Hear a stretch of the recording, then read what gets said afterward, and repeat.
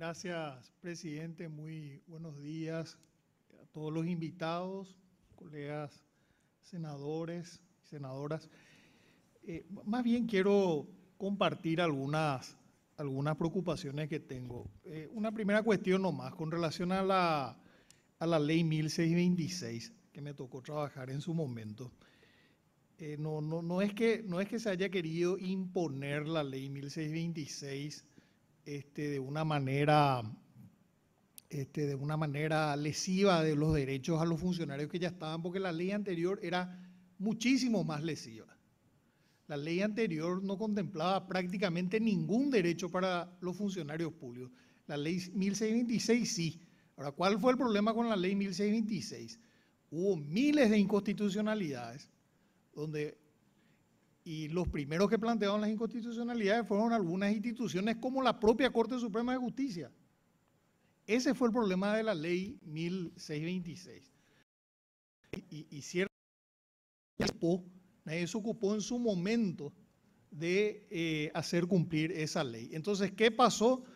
¿Qué pasó con la ley 1626? Tenemos funcionarios que tienen un marco legal y funcionarios que tienen otro marco legal, según sus instituciones o sus sindicatos presentaron o no presentaron la acción de inconstitucionalidad. Una situación sumamente desventajosa para muchísimos funcionarios de primera y funcionarios de segunda. Y leí gran parte de los fallos de nuestro máximo tribunal y los argumentos fueron lamentables. Ahora, entrando en este punto y sobre todo para el ministro designado y el equipo del gobierno que va a entrar en funciones. A mí me preocupa cuando nos plantean cambios a leyes orgánicas con el argumento de que un gobierno necesita leyes nuevas. O sea, el Estado no empieza y no termina. El Estado no empieza y no termina con el cambio de cada gobierno. Nosotros necesitamos leyes que perduren en el tiempo. Necesitamos leyes que se cambien cada 5 años. O sea, cada 5 años vamos a cambiar los ministerios, vamos a cambiarle de nombres. O sea, esa no es la forma en que funciona un Estado previsible. No es la forma en que se consolida el Estado de Derecho y se crea seguridad jurídica. Entonces, hay países inclusive donde los ministerios son variables. Argentina, por ejemplo, tiene un régimen sumamente flexible para cambiar este ministerio. Ahora justamente tenemos el Ministerio de Economía que amplió muchísimo sus competencias tradicionales, pero tienen por debajo de esa estructura, o por lo menos, por ejemplo, también los países de la tradición parlamentarista, donde inclusive van formando los ministerios de acuerdo a la situación política que se presenta o los objetivos que tiene cada gobierno en particular.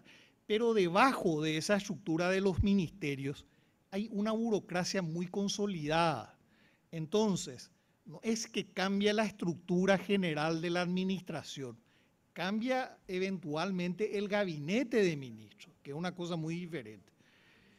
Pero acá se nos plantea el cambio de leyes orgánicas.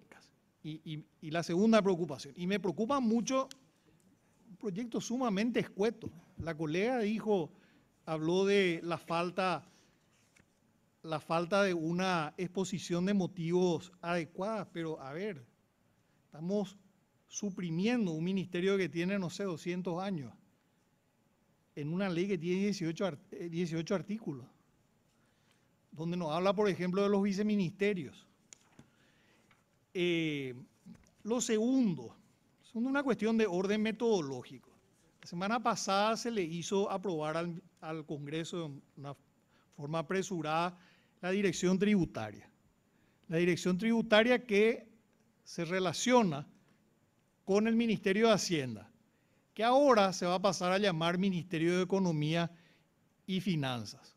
No sé si vamos a tener que cambiar esa ley que aprobamos la semana pasada, pero no importa. Ahora vamos a estudiar el Ministerio de Economía y Finanzas y después la reforma de la ley de la función pública ¿dónde está creada la Secretaría de la Función Pública? Que en esta ley va a pasar a formar parte del Ministerio de Economía y Finanzas. Nos están pasando al revés, en el orden inverso nos están pasando las leyes que quieren que se estudien acá en el Parlamento. Si quieren que hagamos un buen trabajo, por lo menos envíennos en el orden correcto. Ya no pido que nos expliquen bien qué es lo que se pretende hacer. Lo tercero, la Carta Orgánica actual del Ministerio de Hacienda está creada por ley, es decir, por un decreto ley en realidad, porque es un ministerio antiguo, un decreto ley aprobado por ley. Ahora va el marco legal de del ministerio más importante, vamos a hablar en términos claros, el ministerio más importante del país. Va a estar creado por una ley de menos de 20 artículos. No digo que tenga que tener 300 artículos o que más artículos garantizan que la ley sea mejor.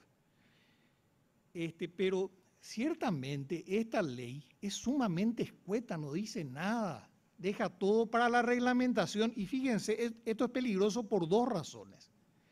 Es peligroso porque a mayor discreción se le da mayor poder al poder político. Se le da mucho mayor poder, pero además esto le puede venir en contra a la administración porque implica también precariedad. Si un ministerio tan importante como este está creado o tiene su carta orgánica en gran medida en base a reglamentos, resoluciones o decretos, resoluciones del ministro o decretos, ¿qué seguridad jurídica puede tener una entidad tan importante? No digo si el gobierno que viene, el ministro que viene va a poder cambiar su estructura orgánica, va a poder crear viceministerios, direcciones generales. ¿Qué, por ejemplo, va a pasar con la abogacía del Tesoro? Una de las instituciones sumamente importantes. En la ley que aprobamos la semana pasada está que le representa. Ahora, el ministro que venga va a poder suprimir la abogacía del Tesoro.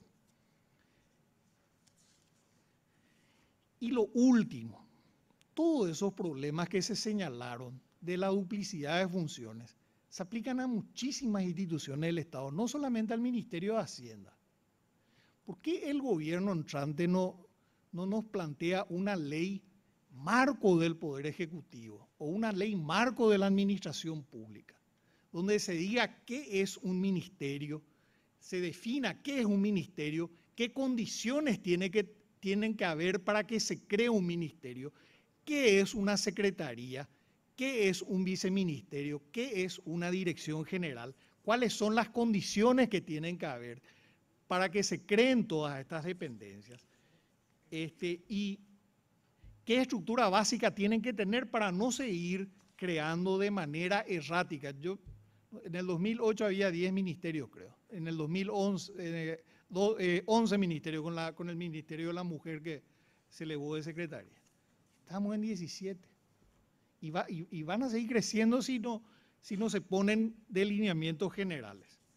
Así que espero realmente que se abra un espacio para el debate y que realmente el gobierno entrante escuche estas observaciones y podamos aportar todo. Gracias, presidente. Muchas gracias, senador. Doctor.